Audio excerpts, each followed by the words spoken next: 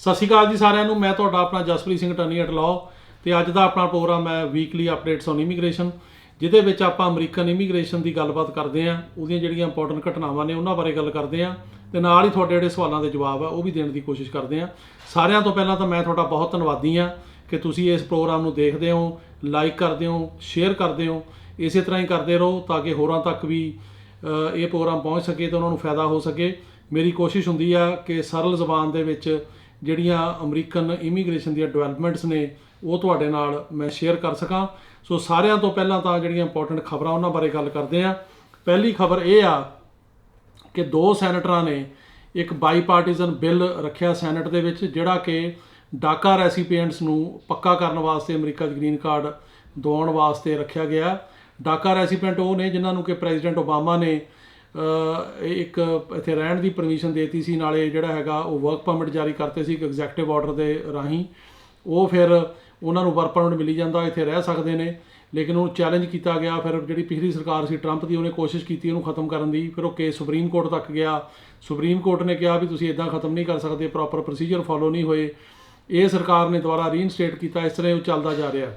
ਉਹਨੂੰ ਜਿਹੜਾ ਹੈਗਾ ਉਹ ਹੁਣ ਐਡਰੈਸ ਕਰਨ ਵਾਸਤੇ ਜਿਹੜਾ ਹਾਊਸ ਆ ਉਹਨੇ ਵੀ ਬਿੱਲ ਪਾਸ ਕਰਕੇ ਸੈਨੇਟ 'ਚ ਭੇਜਿਆ, ਪਰ ਉਹ ਸੈਨੇਟ ਦੇ ਵਿੱਚ ਅਜੇ ਤੱਕ ਪਾਸ ਨਹੀਂ ਹੋ ਸਕਿਆ, ਕਿਉਂਕਿ ਸੈਨੇਟ ਦੇ ਵਿੱਚ 60 ਸੀਟਾਂ ਚਾਹੀਦੀਆਂ ਹੁੰਦੀਆਂ ਨੇ, 60 ਵੋਟਾਂ ਚਾਹੀਦੀਆਂ ਹੁੰਦੀਆਂ ਨੇ, ਜਿਹੜੀਆਂ ਕਿ ਇਹਨਾਂ ਕੋਲ ਨਹੀਂ ਹੈਗੀਆਂ। ਕਿਉਂਕਿ ਸੈਨੇਟ ਦਾ ਰੂਲ ਇਹ ਆ ਵੀ ਜਿਹੜੀ ਇਸ ਕਿਸਮ ਦੀ ਲੈਜਿਸਲੇਸ਼ਨ ਆ ਉਹ 'ਚ ਫਿਲੇਬਸਟਰ ਲੱਗ ਜਾਂਦਾ ਤੇ ਉਹਨੂੰ ਓਵਰਕਮ ਕਰਨ ਵਾਸਤੇ ਜਿਹੜੇ 100 ਚੋਂ 60 ਜਿਹੜੇ ਸੈਨੇਟਰ ਚਾਹੀਦੇ ਆ। ਤੇ ਹੁਣ ਜਿਹੜੇ ਡੈਮੋਕ੍ਰੈਟਿਕ ਪਾਰਟੀ ਕੋਲ ਇਸ ਟਾਈਮ ਤੇ ਜਿਹੜੇ ਸੈਨੇਟਰ ਹੈਗੇ ਆ ਉਹ 51 ਹੈਗੇ ਆ, ਲੇਕਿਨ ਜਿਹੜੇ ਰਿਪਬਲਿਕਨ 49 ਨੇ, ਪਰ ਇਹਨਾਂ ਨੂੰ 9 ਰਿਪਬਲਿਕਨ ਸੈਨੇਟਰ ਹੋਰ ਚਾਹੀਦੇ ਆ ਤਾਂ ਜਾ ਕੇ ਕਿਤੇ ਇੱਦਾਂ ਦੇ ਬਿੱਲ ਪਾਸ ਹੁੰਦੇ ਆ। ਤੇ ਇਹ ਕਾਫੀ ਡਿਫੀਕਲਟ ਹੈ ਅਮਰੀਕਾ ਦੇ ਵਿੱਚ ਜਿਹੜਾ ਇਸ ਕਿਸਮ ਦੀ ਜਿਹੜੀ ਬਾਈ ਪਾਰਟੀਜ਼ਨ ਲੈਜਿਸਲੇਸ਼ਨ ਉਹ ਪਾਸ ਕਰਨੀ ਬਹੁਤ ਔਖੀ ਆ। ਲੇਕਿਨ ਇੱਕ ਐਫਰਟ ਕੀਤੀ ਗਈ ਆ, ਇਹ ਕੀਤੀ ਗਈ ਆ ਸੈਨੇਟਰਾਂ ਵੱਲੋਂ। ਰਿਪਬਲਿਕਨ ਸੈਨੇਟਰ ਹੈਗੇ ਆ ਟੌਮ ਟਿਲਿਸ ਨਾਰਥ ਕੈਰੋਲਾਈਨਾ ਤੋਂ, ਤੇ ਦੂਜੇ ਸੈਨੇਟਰ ਹੈਗੇ ਨੇ ਕ੍ਰਿਸਟਨ ਸਿਨੇਮਾ ਐਰੀਜ਼ੋਨਾ ਤੋਂ। ਇਹ ਡੈਮੋਕ੍ਰੈਟਿਕ ਸੈਨੇਟਰ ਨੇ, ਪਰ ਹੁਣ ਇਹਨਾਂ ਨੇ ਐਲਾਨ ਪਿੱਛੇ ਜੇ ਕੀਤਾ ਵੀ ਮੈਂ ਇੰਡੀਪੈਂਡੈਂਟ ਆ। ਤੇ ਇਹਨਾਂ ਨੇ ਇਹ ਬਿੱਲ ਪੇਸ਼ ਕੀਤਾ ਕਿ ਜਿਹੜੇ ਡਾਕਾ ਦੇ ਰੈਸੀਪੀਐਂਟਸ ਨੇ, ਜਿਹੜੇ ਬੱਚੇ ਇੱਥੇ ਆਏ ਨੇ, ਉਹਨਾਂ ਨੂੰ ਪੱਕਾ ਕੀਤਾ ਜਾਵੇ। ਹੁਣ ਦੇਖਦੇ ਹਾਂ ਇਸ ਬਿੱਲ ਦਾ ਕੀ ਹਸ਼ਰ ਹੁੰਦਾ, ਇਹ ਅੱਗੇ ਵੱਧਦਾ ਕਿ ਨਹੀਂ ਵੱਧਦਾ। ਇਸੇ ਕਿਸਮ ਦਾ ਹੀ ਬਿੱਲ ਸੈਨੇਟਰ ਐਲੈਕਸ ਪਡੀਆ ਹੈਗੇ ਕੈਲੀਫੋਰਨੀਆ ਦੇ, ਉਹ ਸਾਡੇ ਵੀ ਜਾਣਕਾਰ ਨੇ, ਮੇਰੇ ਉਹ ਜਾਣਕਾਰ ਨੇ ਕਾਫੀ, ਉਹਨਾਂ ਨੂੰ ਮਿਲਦੇ ਰਹਿੰਦੇ ਅਸੀਂ, ਤੇ ਅਸੀਂ ਉਹਨਾਂ ਦੀ ਸਪੋਰਟ ਵੀ ਕੀਤੀ ਇਲੈਕਸ਼ਨ 'ਚ। ਉਹਨਾਂ ਨੇ ਵੀ ਇੱਕ ਬਿੱਲ ਜਿਹੜਾ ਉਹ ਪੇਸ਼ ਕੀਤਾ, ਜਿਹਦੇ ਵਿੱਚ ਉਹਨਾਂ ਨੇ ਕਿਹਾ ਕਿ ਜਿਹੜੀ ਰਜਿਸਟਰੀ ਆ ਉਹਨੂੰ ਰੋਲ ਕੀਤਾ ਜਾਵੇ, ਗਾਂਹ ਤੱਕ ਲਿਜਾਇਆ ਜਾਵੇ। ਹੁਣ ਜਿਹੜੀ ਰਜਿਸਟਰੀ ਆ ਉਹਦੇ ਤਹਿਤ ਜਿਹੜੇ 1973 ਤੋਂ ਪਹਿਲਾਂ ਬੰਦੇ ਆਏ ਆ ਉਹ ਪੱਕੇ ਹੋ ਸਕਦੇ ਆ, ਪਰ ਜਿਹੜੇ ਉਸ ਤੋਂ ਬਾਅਦ ਵਾਲੇ ਆ ਉਹਨਾਂ 'ਤੇ ਉਹ ਲਾਗੂ ਨਹੀਂ ਹੁੰਦੀ। ਉਹਨਾਂ ਨੇ ਕਿਹਾ ਸੀ ਕਿ ਰਜਿਸਟਰੀ ਦੀ ਡੇਟ ਜਿਹੜੀ ਵਧਾ ਕੇ ਉਹ ਅੱਗੇ ਜਿਹੜੀ ਆ ਉਹ ਸ਼ਿਫਟ ਕਰ ਦਿੱਤੀ ਜਾਵੇ, ਤਾਂ ਕਿ ਉਹਨੂੰ ਰੋਲ ਕਰ ਦਿਓ ਵੀ 7 ਸਾਲ ਤੋਂ ਬਾਅਦ ਆਪਣੇ ਆਪ ਹੀ ਉਹ ਰੀਕੈਪ ਕਰਦਿਆ ਕਰੇ ਬੰਦਿਆਂ ਨੂੰ, ਵੀ ਜਿਹੜੇ 7 ਸਾਲ ਹੋ ਗਏ ਤੇ ਉਹ ਬੰਦੇ ਪੱਕੇ ਹੋ ਸਕਣ। ਲੇਕਿਨ ਉਹ ਵੀ ਅਜੇ ਬਿੱਲ ਜਿਹੜਾ ਉਹ ਕਿਸੇ ਪਾਸੇ ਨਹੀਂ ਗਿਆ, ਉੱਦਾਂ ਪਿਆ ਹੀ ਆ। 2 ਬਿੱਲ ਜਿਹੜੇ ਨੇ ਉਹ ਹਾਊਸ ਦੇ ਵਿੱਚੋਂ ਪਾਸ ਹੋ ਕੇ ਸੈਨੇਟ 'ਚ ਬੜੀ ਦੇਰ ਦੇ ਗਏ ਆ, ਉਹ ਵੀ ਅਜੇ ਤੱਕ ਉਹਨਾਂ ਦਾ ਹਸ਼ਰ ਜਿਹੜਾ ਉਹ ਹੁਣ ਪਤਾ ਨਹੀਂ ਕੀ ਹੋਣਾ। ਤੇ ਲੇਕਿਨ ਇਹ ਸ਼ੁਰੂਆਤ ਤਾਂ ਚੰਗੀ ਆ, ਹੁਣ ਦੇਖੋ ਇਹ 'ਚ ਕੀ ਬਣਦਾ। ਦੂਜੀ ਜਿਹੜੀ ਖਬਰ ਹੈਗੀ ਆ ਉਹ ਇਹ ਹੈਗੀ ਆ ਕਿ ਕਾਫੀ ਇੰਟਰਸਟ ਲੋਕਾਂ ਦੇ ਵਿੱਚ ਵਧਿਆ ਗ੍ਰੀਨ ਕਾਰਡ ਹੋਲਡਰਾਂ ਦੇ ਵਿੱਚ ਅਮਰੀਕਾ ਦੇ ਵਿੱਚ ਸਿਟੀਜ਼ਨਸ਼ਿਪ ਲੈਣ ਲਈ। ਸੋ ਹੁਣ ਇੱਕ ਡਾਟਾ ਆਇਆ ਜਿਹਨੇ ਕਿ ਕਿਹਾ ਕਿ 9 ਲੱਖ ਤੋਂ ਵੱਧ ਇਮੀਗ੍ਰੈਂਟਸ ਜਿਹੜੇ ਗ੍ਰੀਨ ਕਾਰਡ ਹੋਲਡਰ ਨੇ 2022 ਦੇ ਵਿੱਚ ਉਹ ਸਿਟੀਜ਼ਨ ਬਣੇ ਆ। ਸੋ ਇਹ ਚੰਗੀ ਗੱਲ ਆ। ਜਿਹੜਾ ਗ੍ਰੀਨ ਕਾਰਡ ਹੋਲਡਰ ਆ ਜਿਹਨੂੰ 5 ਸਾਲ ਤੋਂ ਉੱਤੇ ਹੋ ਜਾਣ ਉਹਨੂੰ ਸਿਟੀਜ਼ਨਸ਼ਿਪ ਲੈਣੀ ਚਾਹੀਦੀ ਆ। ਤੇ ਪਹਿਲਾਂ ਕਈ ਬੰਦਿਆਂ 'ਚ ਰੁਝਾਨ ਨਹੀਂ ਸੀਗਾ, ਉਹ ਗ੍ਰੀਨ ਕਾਰਡ 'ਤੇ ਰਹੀ ਜਾਂਦੇ ਸੀ, ਪਰ ਹੁਣ ਕਾਫੀ ਜ਼ਿਆਦਾ ਇਸ ਕਿਸਮ ਦਾ ਰੁਝਾਨ ਜਿਹੜਾ ਇੱਕ ਨਵੀਂ ਸਟੱਡੀ ਆਈ ਆ ਉਹ ਦੇਖਣ ਨੂੰ ਮਿਲਿਆ। ਅਗਲੀ ਜਿਹੜੀ ਖਬਰ ਆ ਉਹ ਹੈਗੀ ਜਿਹੜਾ ਰੀਅਲ ਆਈਡੀ ਐਕਟ ਆ ਉਹਦੀ ਜਿਹੜੀ ਮਿਆਦ ਆ ਉਹ ਐਕਸਟੈਂਡ ਕਰ ਦਿੱਤੀ ਗਈ ਆ 2025 ਤੱਕ। So department of homeland security announced Monday it would extend the deadline for real ID compliance licenses by 24 months। So real ID ਜਿਹੜਾ ਐਕਟ ਹੈਗਾ ਇਹਦੇ ਤਹਿਤ ਜਿਹੜੇ ਡਰਾਈਵਰ ਲਾਇਸੈਂਸ ਇਸ਼ੂ ਕੀਤੇ ਜਾਂਦੇ ਨੇ, ਇਹਦੇ ਵਾਸਤੇ ਇਮੀਗ੍ਰੇਸ਼ਨ ਸਟੇਟਸ ਦੀ ਵੀ ਲੋੜ ਹੁੰਦੀ ਆ, ਤੇ ਇਹ ਇੱਕ ਫੈਡਰਲ ਜਿਹੜਾ ਹੈਗਾ ਉਹ ਪ੍ਰੋਵੀਜ਼ਨ ਆ। ਤਾਂ ਇਹਨੂੰ ਐਕਸਪਾਇਰ ਹੋ ਰਿਹਾ ਸੀ, ਇਹਨੂੰ ਐਕਸਟੈਂਡ ਕਰਤਾ 24 ਮਹੀਨੇ ਲਈ। ਸੋ ਰਿਕੁਆਇਰਮੈਂਟ ਜਿਹੜੀ ਆ ਉਹ ਮਈ 2023 ਤੱਕ ਸੀਗੀ ਵੀ ਉਦੋਂ ਤੱਕ ਸਾਰੇ ਲਾਇਸੈਂਸ ਜਿਹੜੇ ਆ ਡਰਾਈਵਰ ਲਾਇਸੈਂਸ ਉਹ ਰੀਅਲ ਆਈਡੀ ਨਾਲ ਕੰਪਲਾਈ ਹੋਣੇ ਚਾਹੀਦੇ ਆ, ਲੇਕਿਨ ਉਹ 2 ਸਾਲ ਲਈ ਹੋਰ ਐਕਸਟੈਂਡ ਕਰ ਦਿੱਤਾ ਗਿਆ ਮਈ 7 2025 ਤੱਕ। ਤੇ ਉਹਨਾਂ ਨੇ ਕਿਹਾ ਕਿ DHS said that state motor vehicle agencies needed extra time to work। ਉਹ ਕਹਿੰਦੇ ਆ ਵੀ ਜਿਹੜੇ DMV ਨੇ, ਜਿਹੜੇ ਕਿ ਡਿਪਾਰਟਮੈਂਟ ਆਫ ਮੋਟਰ ਵਹੀਕਲ ਨੇ, ਕਿਉਂਕਿ ਸਟੇਟਾਂ ਦੇ ਵਿੱਚ ਹਰੇਕ ਸਟੇਟ ਦੇ ਵਿੱਚ ਇੱਕ ਡਿਪਾਰਟਮੈਂਟ ਆਫ ਮੋਟਰ ਵਹੀਕਲ ਹੁੰਦਾ ਜਿਹਨੂੰ DMV ਕਹਿੰਦੇ ਆ। ਉਹਦੇ ਰਾਹੀਂ ਇਹ ਜਿਹੜੇ ਲਾਇਸੈਂਸ ਇਸ਼ੂ ਹੁੰਦੇ ਨੇ, ਇਹਦਾ ਟੈਸਟ ਵਗੈਰਾ ਹੁੰਦਾ, ਡਾਕੂਮੈਂਟ ਚੈੱਕ ਕਰਦੇ ਆ ਉਹ। ਤੇ ਉਹਨਾਂ ਨੇ ਕਿਹਾ ਸਾਨੂੰ ਜ਼ਿਆਦਾ ਟਾਈਮ ਚਾਹੀਦਾ ਹੋਰ, ਤੇ ਉਹਨਾਂ ਦੀ ਜਿਹੜੀ ਰਿਕੁਐਸਟ ਕਰਕੇ ਫੈਡਰਲ ਗੌਰਮੈਂਟ ਨੇ ਹੁਣ ਰੀਅਲ ID ਜਿਹੜਾ ਹੈਗਾ ਉਹ ਜਿਹੜੀ ਰਿਕੁਆਇਰਮੈਂਟ ਹੈਗੀ ਆ ਡਰਾਈਵਰ ਲਾਇਸੈਂਸਿਸ ਦੀ ਕਿ ਰੀਅਲ ID ਦੇ ਮੁਤਾਬਕ ਹੋਣੇ ਚਾਹੀਦੇ ਆ, ਉਹ ਹੁਣ 2025 ਤੱਕ ਐਕਸਟੈਂਡ ਕਰ ਦਿੱਤੀ ਆ। ਸੋ ਇਹ ਚੰਗੀ ਖਬਰ ਆ, ਜਿਹੜੇ ਬੰਦਿਆਂ ਨੇ ਅਜੇ ਤੱਕ ਨਹੀਂ ਬਣਾਏ ਉਹ ਹੁਣ ਬਣਾ ਲੈਣੇ ਚਾਹੀਦੇ ਆ। ਅਗਲੀ ਜਿਹੜੀ ਖਬਰ ਇਹ ਆ ਵੀ ਜਿਹੜੀ ਗ੍ਰੀਨ ਕਾਰਡ ਦੀ ਐਪਲੀਕੇਸ਼ਨ ਹੁੰਦੀ ਆ I-485 ਫਾਰਮ ਦੇ ਉੱਤੇ ਅਸੀਂ ਗ੍ਰੀਨ ਕਾਰਡ ਅਪਲਾਈ ਕਰਦੇ ਹਾਂ, ਉਹ ਸਰਕਾਰ ਨੇ ਕਿਹਾ ਕਿ ਨਵੇਂ ਫਾਰਮ ਆਉਣਗੇ ਜਿਹੜੇ ਕਿ ਅਗਲੇ ਮਹੀਨੇ ਤੋਂ ਉਹ ਨਵੇਂ ਫਾਰਮ ਜਿਹੜੇ ਨੇ ਉਹ ਜਾਰੀ ਕੀਤੇ ਜਾਣਗੇ।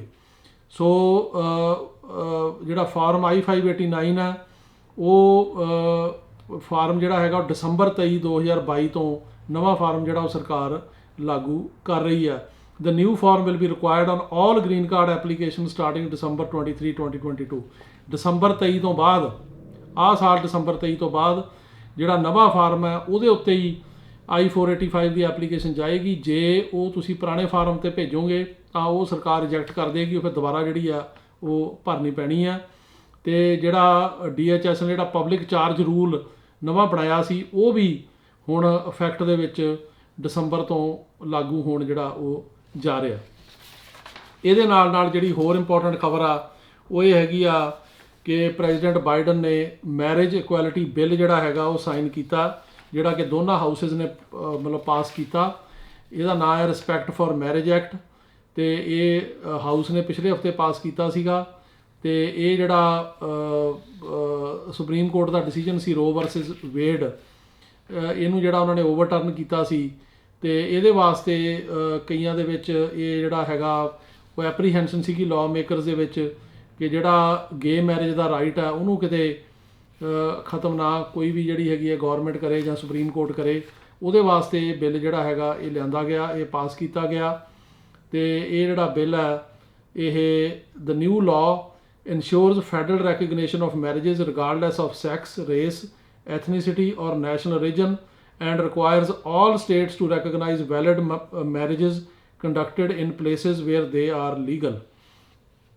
ਇਹ ਜਿਹੜਾ ਕਾਨੂੰਨ ਆ ਇਹ ਇਨਸ਼ੋਰ ਕਰਦਾ ਹੈ ਕਿ ਜਿਹੜੀ ਮੈਰਿਜ ਆ ਉਹ ਰੈਕਗਨਾਈਜ਼ ਕੀਤੀ ਜਾਵੇ ਰਿਗਾਰਡਲੈਸ ਆਫ ਕਿ ਜਿਹੜੇ ਮੈਰਿਜ ਕਰਨ ਵਾਲੇ ਨੇ ਉਹਨਾਂ ਦਾ ਸੈਕਸ ਕੀ ਆ, ਉਹਨਾਂ ਦੀ ਰੇਸ ਕੀ ਆ, ਉਹਨਾਂ ਦਾ ਨੈਸ਼ਨਲ ਰੀਜਨ ਕੀ ਆ, ਉਹ ਕਿੱਥੋਂ ਦੇ ਆ।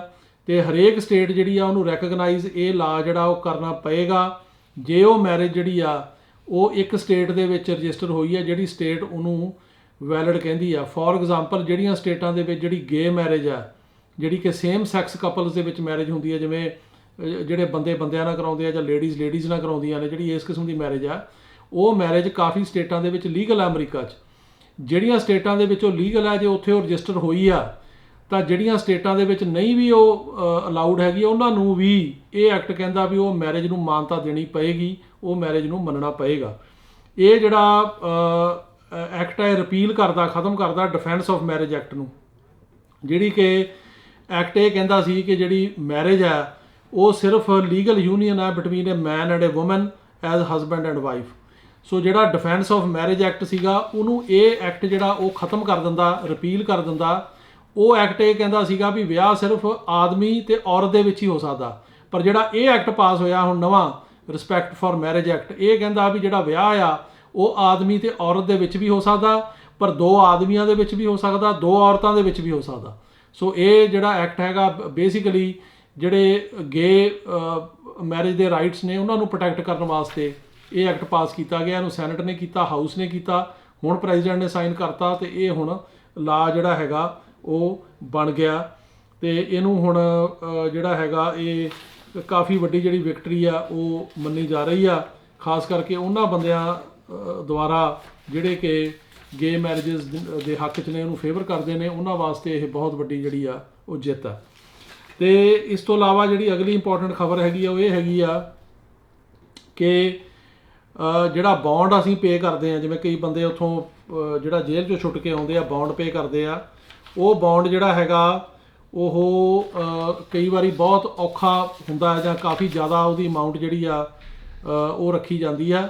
ਇੱਕ ਲਾਅ ਸੂਟ ਫਾਈਲ ਕੀਤਾ ਗਿਆ under the freedom of information act FOIA ਦੇ ਅੰਡਰ, ਜਿਹੜਾ ਕਿ US ਇਮੀਗ੍ਰੇਸ਼ਨ ਤੇ ਕਸਟਮ ਇਨਫੋਰਸਮੈਂਟ ਦੇ ਜਿਹੜੇ ਬੌਂਡ ਦੇ ਪ੍ਰੋਸੀਜਰਸ ਨੇ ਤੇ ਉਹਦੇ ਬਾਰੇ ਫਾਈਲ ਹੋਇਆ। ਤੇ only certain individuals detained by ICE are eligible for bond. If ICE refuses to set the bond or bond is too high, an individual may ask the immigration judge to revisit the bond amount. Once the bond is set, an obligor can pay the bond on behalf of the person. ਉਹ ਇਹ ਕਹਿ ਰਹੇ ਆ ਕਿ ਜਦੋਂ ਵੀ ਇੱਥੇ ਕੋਈ ਬੰਦਾ ਡਿਟੈਂਸ਼ਨ 'ਚ ਆ ਜਾਂਦਾ ਤਾਂ ਉਹ ਆਈਸ ਦੀ ਮਰਜ਼ੀ ਆ ਬੌਂਡ ਕਰੇ ਜਾਂ ਨਾ ਕਰੇ। ਉਹ ਕਈਆਂ ਨੂੰ ਕਰ ਦਿੰਦੇ, ਕਈਆਂ ਨੂੰ 3000 ਦਾ, ਕਿਸੇ ਨੂੰ 5000 ਦਾ, ਕਿਸੇ ਨੂੰ 2000 ਦਾ, ਕਿਸੇ ਨੂੰ 1000 ਦਾ, ਕਿਸੇ ਨੂੰ ਬਿਨਾਂ ਬੌਂਡ ਤੋਂ ਹੀ ਛੱਡ ਦਿੰਦੇ ਆ। ਸੋ ਇੱਦਾਂ ਦਾ ਪ੍ਰੋਸੀਜਰ ਆ। ਜੇ ਆਈਸ ਬੌਂਡ ਨਹੀਂ ਕਰਦੀ ਤਾਂ ਉਹਦਾ ਫਿਰ ਇਮੀਗ੍ਰੇਸ਼ਨ ਜੱਜ ਕੋਲੇ ਉਹ ਬੌਂਡ ਲਈ ਰਿਕੁਐਸਟ ਕਰ ਸਕਦਾ। ਜਿਹੜਾ ਇਮੀਗ੍ਰੇਸ਼ਨ ਜੱਜ ਆ ਉਹਦੀ ਮਰਜ਼ੀ ਆ, ਕਰੇ ਜਾਂ ਨਾ ਕਰੇ, ਜਾਂ ਜਿੰਨਾ ਵੀ ਹਾਈ ਕਰੇ। ਇਹ ਲਾਅ ਸੂਟ ਜਿਹੜਾ ਉਹ ਕੀਤਾ ਗਿਆ, ਜਿਹੜਾ ਕਿ ਇਹ ਕਹਿੰਦਾ it focuses on the process in place after bond has been set. ਉਹ ਇਹ ਕਹਿ ਰਿਹਾ ਕਿ ਜਿਹੜਾ ਇਹ ਬੌਂਡ ਆ ਇਹਦਾ ਜਿਹੜਾ ਹੈਗਾ ਉਹ ਕੋਈ ਰੈਗੂਲੇਸ਼ਨ ਹੋਣੀ ਚਾਹੀਦੀ ਆ ਕਿ ਬੌਂਡ ਦੀ ਕਿੰਨੀ ਅਮਾਊਂਟ ਹੋਵੇ, ਕੀ ਇਹਦੇ ਮਤਲਬ ਗਰਾਊਂਡਸ ਨੇ, ਤੇ ਇਹ ਕਿਸ ਤਰ੍ਹਾਂ ਜਿਹੜਾ ਹੈਗਾ ਉਹ ਕੀਤਾ ਜਾਵੇ। ਦੂਜਾ ਇਹ ਕਹਿ ਰਿਹਾ ਕਿ ਜਦੋਂ ਇੱਕ ਵਾਰੀ ਬੌਂਡ ਹੋ ਜਾਂਦਾ ਉਸ ਤੋਂ ਬਾਅਦ ਕਿੱਥੇ ਪੇ ਕਰਨਾ, ਕੌਣ ਇਹਨੂੰ ਲਊਗਾ, ਉਹ ਵੀ ਕਈ ਥਾਵਾਂ 'ਤੇ ਅਨਕਲੀਅਰ ਆ।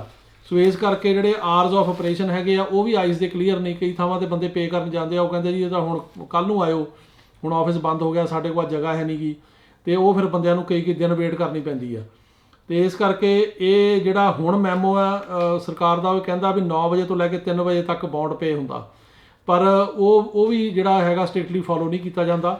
ਉਹਦੇ ਵਾਸਤੇ ਜਿਹੜਾ ਇਹ ਲਾਅ ਸੂਟ ਜਿਹੜਾ ਹੈਗਾ ਇਹਦਾ ਏਮ ਹੈਗਾ to end these arbitrary and unfair bond processes. So ਇਹ ਕਹਿ ਰਿਹਾ ਕਿ ਜਿਹੜੇ ਇਸ ਕਿਸਮ ਦੇ ਪ੍ਰੋਸੈਸ ਹੈਗੇ ਆ ਉਹਨਾਂ ਨੂੰ ਅਨਫੇਅਰ ਬੰਦ ਕੀਤਾ ਜਾਵੇ, ਰੈਗੂਲੇਟ ਕੀਤਾ ਜਾਵੇ ਬੌਂਡ ਕਰਨ 'ਚ ਵੀ, ਅਤੇ ਬੌਂਡ ਪੋਸਟ ਕਰਨ 'ਚ ਵੀ। ਜਿਹੜਾ ਬਾਅਦ 'ਚ ਬੌਂਡ ਅਸੀਂ ਪੇ ਕਰਦੇ ਹਾਂ ਉਹ ਕਿੱਦਾਂ ਪੇ ਕਰਨਾ। ਸੋ ਇਹ ਲਾਅ ਸੂਟ ਆ, ਦੇਖਦੇ ਹਾਂ ਇਹਦਾ ਕੀ ਜਿਹੜਾ ਹੈਗਾ ਉਹ ਗਾਂ ਮਤਲਬ ਹਸ਼ਰ ਹੁੰਦਾ, ਕੋਰਟ ਇਹਨੂੰ ਕਿਸ ਤਰ੍ਹਾਂ ਦੇਖਦੀ ਆ। ਇਹ ਬੜੀ ਜਿਹੜੀ ਇੰਪੋਰਟੈਂਟ ਮਤਲਬ ਜਿਹੜੀ ਡਿਵੈਲਪਮੈਂਟ ਹੋਏਗੀ। ਇਸ ਤੋਂ ਇਲਾਵਾ ਜਿਹੜੀ ਅਗਲੀ ਖਬਰ ਹੈਗੀ ਆ ਉਹ ਹੈਗੀ ਆ ਕਿ ਇੱਕ ਡਿਟੈਂਸ਼ਨ ਸੈਂਟਰ ਸੀਗਾ ਅਤੇ ਉਹਨੂੰ ਜਿਹੜੀ ਫੈਡਰਲ ਗੌਰਮੈਂਟ ਨੇ ਬੰਦ ਕਰ ਦਿੱਤਾ, ਜਿੱਥੇ ਕਿ ਇਲਜ਼ਾਮ ਸੀ ਵੀ ਇਹ ਸੈਂਟਰ ਦੇ ਵਿੱਚ ਕਾਫੀ ਜ਼ਿਆਦਾ ਜਿਹੜੇ ਇਮੀਗ੍ਰੈਂਟਸ ਆਉਂਦੇ ਸੀ ਉਹਨਾਂ ਨੂੰ ਤੰਗ ਪਰੇਸ਼ਾਨ ਕੀਤਾ ਜਾਂਦਾ ਸੀਗਾ। After years of advocacy and wide spread abuse, Berks County officials announced that the federal government was ending its contract for the Berks County Detention Center on January 31st, 2023. ਜਨਵਰੀ 31, 2023 ਤੋਂ ਜਿਹੜਾ ਬਰਕਸ ਕਾਊਂਟੀ ਡਿਟੈਂਸ਼ਨ ਸੈਂਟਰ ਆ ਉਹ immigration ਦੇ purpose ਲਈ ਜਾਂ immigration ਦੇ ਬੰਦਿਆਂ ਨੂੰ ਡਿਟੇਨ ਕਰਨ ਦੇ ਪਰਪਸ ਵਾਸਤੇ ਬੰਦ ਕਰ ਦਿੱਤਾ ਗਿਆ। ਅਤੇ ਇਹਦਾ ਨਾਂ ਸੀਗਾ ਬਰਕਸ ਕਾਊਂਟੀ ਰੈਜ਼ੀਡੈਂਸ਼ੀਅਲ ਸੈਂਟਰ, ਪੈਨਸਿਲਵੇਨੀਆ ਦੇ ਵਿੱਚ ਹੈਗਾ। ਅਤੇ ਇੱਥੇ ਕਾਫੀ ਜ਼ਿਆਦਾ ਉਹ ਇਹ ਕਹਿੰਦੇ ਆ ਕਿ ਅਸੌਲਟ ਜਾਂ ਇਨਹਿਊਮਨ ਜਿਹੜੇ ਤਰੀਕੇ ਦੇ ਨਾਲ ਜਿਹੜੇ ਹੈਗੇ ਆ ਉਹ ਪੇਸ਼ ਆਏ ਜਿਹੜੇ ਇੱਥੋਂ ਦੇ ਆਫਿਸਰ ਸੀਗੇ ਇਮੀਗ੍ਰੈਂਟਸ ਦੇ ਨਾਲ। ਉਹਨਾਂ ਨੇ ਕਾਫੀ ਅਸੌਲਟ ਕੀਤਾ, ਅਬਿਊਜ਼ਸ ਕੀਤੇ, ਇਸ ਕਿਸਮ ਦੀਆਂ ਜਿਹੜੀਆਂ ਸ਼ਿਕਾਇਤਾਂ ਆਈਆਂ। ਅਤੇ ਇੱਥੇ ਕਈ ਵਾਰੀ ਜਿਹੜੇ ਡਿਟੇਨੀ ਸੀਗੇ, ਖਾਸ ਕਰਕੇ ਵੂਮੈਨ ਜਾਂ ਬੰਦੇ, ਉਹਨਾਂ ਨੇ ਭੁੱਖ ਹੜਤਾਲਾਂ ਵੀ ਰੱਖੀਆਂ ਮਤਲਬ ਪਿਛਲੇ ਸਾਲਾਂ ਦੇ ਵਿੱਚ। ਅਤੇ ਲੇਕਿਨ ਇਹ ਹੁਣ ਸਰਕਾਰ ਨੇ ਫੈਸਲਾ ਕੀਤਾ ਵੀ ਇਹਨੂੰ ਜਿਹੜਾ ਹੈਗਾ ਉਹ ਬੰਦ ਕਰ ਦਿੱਤਾ ਜਾਵੇ, ਕਿਉਂਕਿ ਇਹਦੇ ਸੈਂਟਰ ਦੇ ਜਿਹੜੇ ਉੱਥੇ ਬੰਦੇ ਲੱਗੇ ਨੇ, ਜਿਹੜੇ ਆਫਿਸਰਸ ਨੇ ਜਾਂ ਜਿਹੜੇ ਉੱਥੋਂ ਦੇ ਇੰਪਲੋਈਜ਼ ਨੇ, ਉਹਨਾਂ ਦੇ ਖਿਲਾਫ ਕਾਫੀ ਸ਼ਿਕਾਇਤਾਂ ਸੀਗੀਆਂ ਵੀ ਉਹ ਕਾਫੀ ਜਿਹੜਾ ਹਿਊਮਨ ਰਾਈਟਸ ਦਾ ਅਬਿਊਜ਼ ਕਰਦੇ ਆ, ਲੋਕਾਂ ਨੂੰ ਤੰਗ ਕਰਦੇ ਆ। ਜਿਹੜੇ ਇਮੀਗ੍ਰੈਂਟਸ ਆਉਂਦੇ ਨੇ ਵਿਚਾਰੇ ਡਿਟੇਨ ਹੋਏ ਨੇ, ਉਹਨਾਂ ਦੀ ਉਹ ਰਿਸਪੈਕਟ ਨਹੀਂ ਕਰਦੇ। ਇਸ ਕਰਕੇ ਸਰਕਾਰ ਨੇ ਫੈਸਲਾ ਲਿਆ ਵੀ ਇਹਨੂੰ ਬੰਦ ਕਰ ਦਿੱਤਾ ਜਾਏਗਾ। ਇਸ ਤੋਂ ਇਲਾਵਾ ਜਿਹੜੀ ਅਗਲੀ ਖਬਰ ਹੈਗੀ ਆ ਉਹ ਹੈਗੀ ਆ ਵਰਕ ਪਰਮਿਟਾਂ ਬਾਰੇ। ਜਿਹੜੇ ਰਿਨਿਊਅਲ ਹੈਗੇ ਆ ਵਰਕ ਪਰਮਿਟ ਦੇ, ਜਿਵੇਂ ਹੁਣ ਜਿਹੜਾ ਵਰਕ ਪਰਮਿਟ ਕਿਸੇ ਦਾ ਐਕਸਪਾਇਰ ਹੋਣ ਵਾਲਾ 2 ਸਾਲ ਦਾ ਰਿਨਿਊ ਕਰਾਇਆ, ਅਤੇ ਉਹ ਜਿਹੜੇ ਵਰਕ ਪਰਮਿਟ ਨੇ ਉਹ ਜਿਵੇਂ ਅੱਗੇ ਰਿਨਿਊ ਹੋਣ ਨੂੰ ਇੱਥੇ ਸਾਲ ਤੋਂ ਉੱਪਰ ਟਾਈਮ ਲੱਗਦਾ ਸੀਗਾ, ਸਾਲ ਕਿ ਹੁਣ ਤਾਂ 1.5 ਸਾਲ ਵੀ ਲੱਗਿਆ। ਉਹ ਜਿਹੜੇ ਵਰਕ ਪਰਮਿਟ ਹੈਗੇ ਆ ਉਹ ਹੁਣ ਜਦੋਂ ਨਵੇਂ ਅਪਲਾਈ ਅਸੀਂ ਹੁਣ ਕਰ ਰਹੇ ਹਾਂ ਉਹ ਬੜੀ ਜਲਦੀ ਆ ਰਹੇ ਨੇ। ਕਈਆਂ ਦੇ 2 ਮਹੀਨੇ 'ਚ ਆ ਰਹੇ ਆ, ਕਈਆਂ ਦੇ 3 'ਚ, ਕਈਆਂ ਦੇ 1.5 ਮਹੀਨੇ 'ਚ ਵੀ ਆ ਰਹੇ ਆ। ਸੋ ਹੁਣ ਜਿਹੜੇ ਆ ਅਗਸਤ ਤੋਂ ਬਾਅਦ ਜਿਹੜੇ ਆ ਵਰਕ ਪਰਮਿਟ ਅਪਲਾਈ ਹੋ ਰਹੇ ਕਾਫੀ ਤੇਜ਼ ਆ। ਜਿਹੜੇ ਇਨੀਸ਼ੀਅਲ ਵਰਕ ਪਰਮਿਟ ਨੇ ਪਹਿਲੇ ਨੇ 180 ਦਿਨ ਬਾਅਦ ਕੀਤੇ ਜਾਂਦੇ ਆ। ਉਹ ASAP ਦੀ ਮੈਂਬਰਸ਼ਿਪ ਲੈ ਕੇ ਉਹ ਵੀ ਕਾਫੀ ਜਿਹੜੇ ਅੱਗੇ ਨਾਲੋਂ ਫਾਸਟ ਨੇ, ਪਰ ਉਹਨਾਂ ਨੂੰ ਤਕਰੀਬਨ 1.5-2 ਮਹੀਨੇ ਲੱਗ ਰਹੇ ਆ। ਪਰ ਜਿਹੜੇ ਰਿਨਿਊਅਲ ਨੇ ਉਹਨਾਂ ਦਾ ਟਾਈਮ ਬਹੁਤ ਘੱਟ ਗਿਆ, ਸਾਲ ਸਵਾ ਸਾਲ ਤੋਂ ਘਟਾ ਕੇ ਹੁਣ 3 ਮਹੀਨੇ ਦੇ ਅੰਦਰ ਅੰਦਰ ਉਹ ਆ ਰਹੇ ਨੇ। ਤੇ ਇਸ ਕਰਕੇ ਚੰਗੀ ਗੱਲ ਆ ਉਹਨਾਂ ਬੰਦਿਆਂ ਵਾਸਤੇ ਜਿਹੜੇ ਵਰਕ ਪਰਮਿਟ ਆਪਣੇ ਲੈਣਾ ਚਾਹੁੰਦੇ ਆ ਤੇ ਜਿਹੜੇ ਕਿ ਉਹਨਾਂ ਨੂੰ ਰਿਨਿਊ ਜਿਹੜਾ ਹੈਗਾ ਉਹ ਕਰਾਉਣਾ ਚਾਹੁੰਦੇ ਆ। ਤੇ ਇਹ ਸੀਗੀਆਂ ਜੀ ਤੁਹਾਡੀਆਂ ਇੰਪੋਰਟੈਂਟ ਖਬਰਾਂ। ਤੇ ਆਪਾਂ ਹੁਣ ਸਵਾਲਾਂ ਦੇ ਜਵਾਬ ਜਿਹੜੇ ਆ ਉਹ ਦੇਣ ਦੀ ਜਿਹੜੀ ਹੈਗੀ ਆ ਕੋਸ਼ਿਸ਼ ਕਰਦੇ ਆ ਜੀ।